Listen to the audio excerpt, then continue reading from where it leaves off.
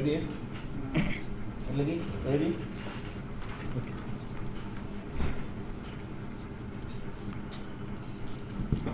Okay, ready no? Boleh kita mula?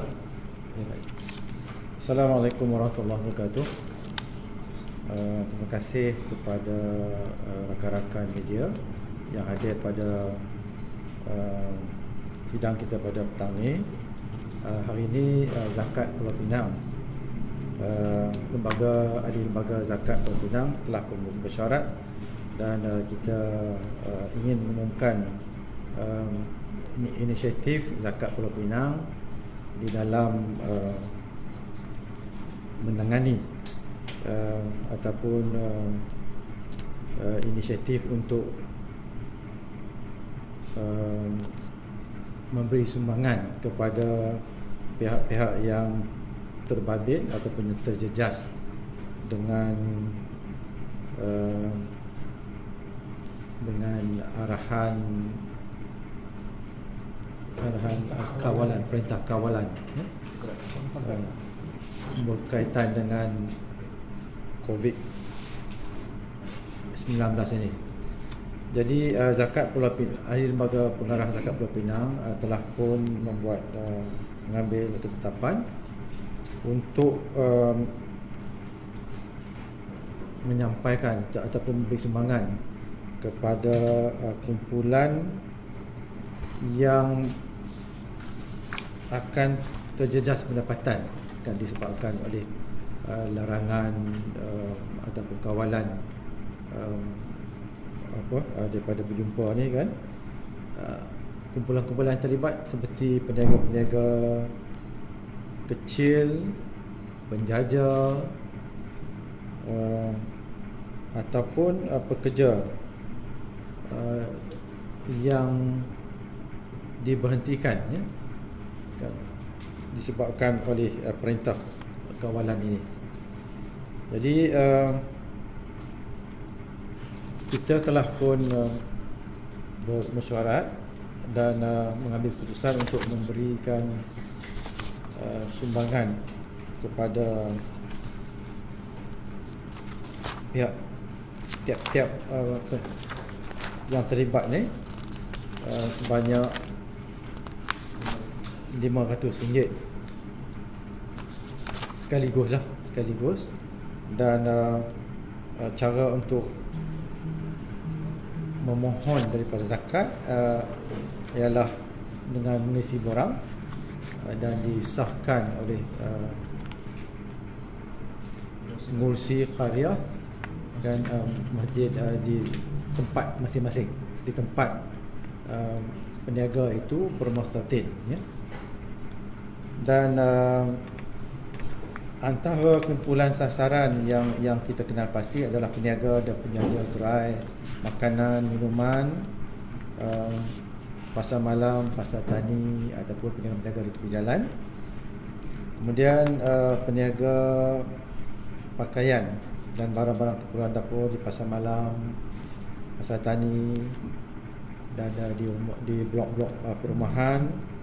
Kemudian tukang gunting cara kecil-kecilan lah, kedai-kedai gunting kecilan, dan termasuk juga peniaga di pasar peniaga di pasar basah kan, pasar hari kan, tidak termasuk di dalam kumpulan ni ya. Jadi syarat ataupun kelayakan bagi peniaga-peniaga ni, pemohon merupakan peniaga sepenuh masa kan, bukan peniaga sambilan. Kemudian pendapatan bulanannya adalah kurang daripada RM2,000 sebulan dan tidak mempunyai simpanan, wang simpanan RM5,000 bermustatin di Pulau Pinang. Maksudnya dia adalah ahli bagi sebuah karya di Pulau Pinang kan. Dan sumbangan ini hanya diberikan kepada ketua keluarga sahaja. Dan caranya adalah mengisikan borang ZPP dan memberi maklumat yang lengkap lah kan semasa mengemukakan permohonan ya. dan permohonan mestilah disahkan oleh Jabatan Kuasa Karya sama ada pengurusi, timbalan pengurusi setiausaha, ya. Dan satu lagi, kita juga ingin mengumumkan sumbangan zakat Pulau Pinang kepada masjid-masjid dan surau-surau di seluruh Pulau Pinang untuk usaha membersih nyah dan nyah kuman, ya. Jadi kita akan, cara kita telah memilih masjid-masjid dan juga surau-surau di seluruh Pulau Pinang. Keseluruhannya lebih daripada 700 buah masjid dan surau-surau. Dan untuk tujuan ini, Zakat Pulau Pinang telah menyediakan satu peruntukan sebanyak RM306,500, dan jumlah ini adalah berdasarkan jumlah masjid dan surau yang telah dikenal pasti, di mana sebuah masjid dianggarkan akan menelan belanja sebanyak RM500 dan surau-surau mungkin dalam RM300, ya. Dan pelaksanaan kerja-kerja pembersihan ini akan dibuat oleh Jabatan Agama Islam Pulau Pinang, ya. Jadi jabatan akan melantik kontraktor pembersihan bangunan untuk menjalankan kerja-kerja pembersihan ini. Ini adalah sebahagian daripada inisiatif zakat dan juga Majlis Agama Islam Pulau Pinang, kan di dalam membantu kerajaan ataupun membantu masjid-masjid usaha pembersihan, kan khas berkaitan dengan perebakan kan virus COVID-19 ni, ya. Jadi kita tahu bahawa di Pulau Pinang ni mungkin ramai telah maklum bahawa antara tempat-tempat yang menjadi fokus penyebaran virus COVID-19 ni, kan kemungkinan di beberapa masjid, kerana ada beberapa orang yang telah dikenal pasti positif COVID-19 ini, kan dikenal pasti mengunjungi beberapa buah masjid dan surau-surau yang tertentu. Jadi untuk tujuan kita respon kepada apa yang telah dikenal pasti ini, kita mengambil keputusan bahawa MAIB melalui zakat dan juga agensi-agensi agama Islam yang lain mengambil inisiatif untuk kan membantu semua masjid-masjid menjalankan inisiatif pembersihan ini. Baik, saya itu saja. Ada apa-apa soalan yang nak dikemukakan? RM306,500 untuk keseluruhan. Ini peruntukan yang disediakan untuk ni lah daripada zakat Pulau Pinang dan juga MAIB ni. Dan juga inisiatif yang satu lagi itu kan untuk bantuan kepada penjaja, peniaga ataupun orang yang terjejas pendapatan kan hasil daripada kan masalah kawalan perjalanan ni adalah RM3 juta.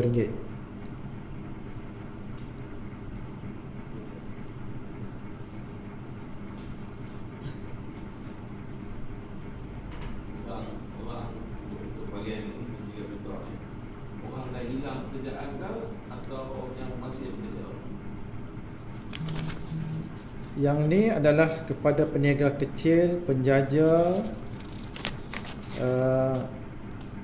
yang berniaga, yang menjaga, yang mendapat pendapatan harian, kan. Jadi kalau hari itu dia tak berniaga, dia tak dapat pendapatan. Jadi dengan masalah kawalan perjalanan ni, kan, jadi dia tak dapat menjalankan perniagaan dia tidak ada pendapatan. Tapi kalau dia boleh berniaga, kan ada kelonggaran untuk dia berniaga, kan, maknanya golongan ni tak termasuk di dalam kan apa yang kita senaraikan di sini. Nilai bantuan RM500 RM500 sekaligus, dan tempoh untuk dia membuat permohonan ini adalah mulai besok hingga 31 Mac tempoh kawalan ni.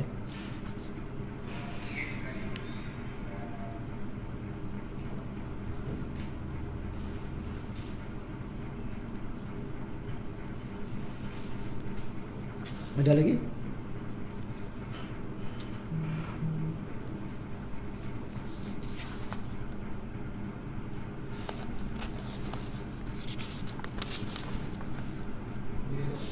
Ya, tak ada dah. Habis dah. Ya? Soalan lain. Kalau saya boleh jawab lah. Satu Datuk, bunyi status RM200 di bantuan tambahan zakat kepada guru kafar bulan dijadikan dari RM5,000. Ada satu tu Ada Sekali lagi. sekali.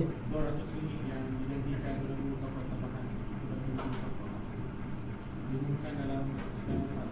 Sidang dun. Ya, Sidang dun yang lepas. ya.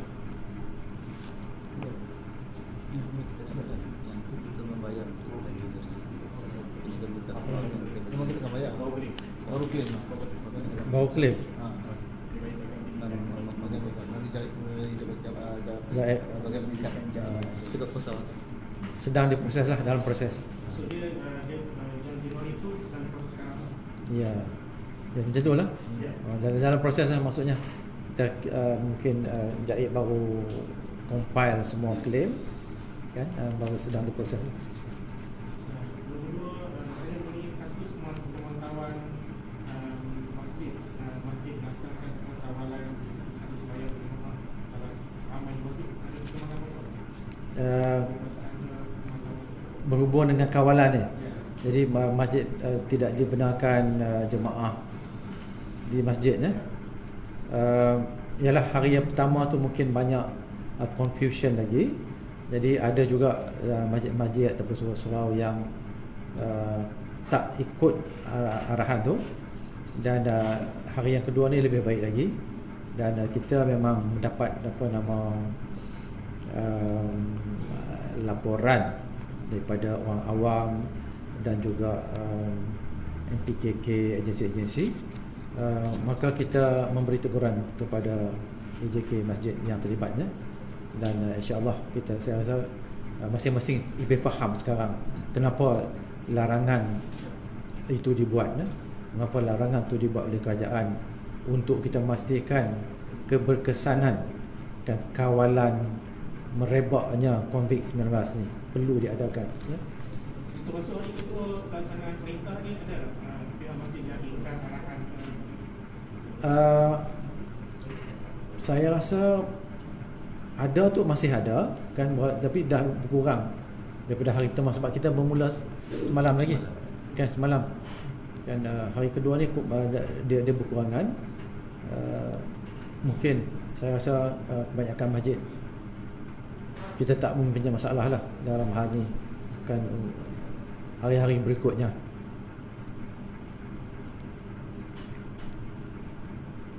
Okey, ada lagi?